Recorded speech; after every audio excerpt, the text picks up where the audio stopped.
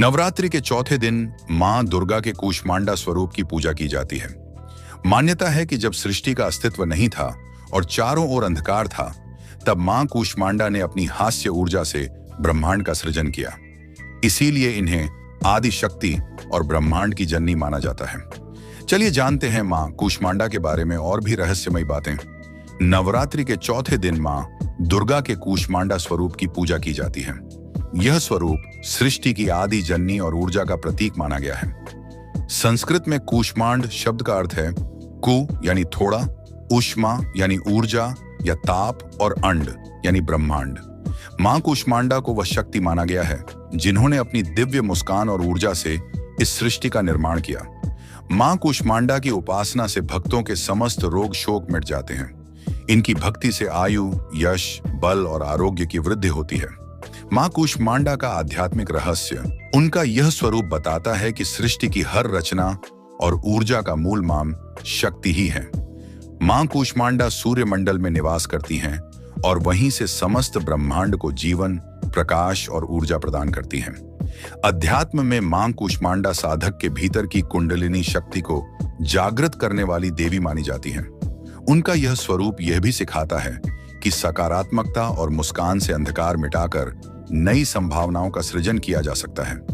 मां कूष्मांडा की कृपा से साधक को स्वास्थ्य, दीर्घायु और सुख समृद्धि प्राप्त होती है। मां कूष्मांडा को अष्टभुजा देवी भी कहा जाता है। उनके 8 हाथों में कमंडल, धनुष बाण, कमल, अमृत कलश, चक्र, गदा और जपमाला होती है। ऐसा माना जाता है कि सिद्धियां और निधियां प्रदान करने की सारी शक्तियां उनकी जपमाला में निहित हैं। वे सिंह की सवारी करती हैं। ज्योतिष में मां कूष्मांडा को सूर्य देव की अधिष्ठात्री शक्ति माना गया। इनकी पूजा से सूर्य दोष शांत होता है और साधक को आत्मबल, तेज आत्मविश्वास और नेतृत्व क्षमता प्राप्त होती है। मां कूष्मांडा की साधना मूलाधार चक्र को जागृत करती है और धीरे धीरे सहस्रार चक्र तक ऊर्जा को ले जाती है। वे प्राण शक्ति की अधिष्ठात्री हैं। ध्यान में उनकी उपासना से शरीर में ऊर्जा, उत्साह और रोग प्रतिरोधक क्षमता बढ़ती है।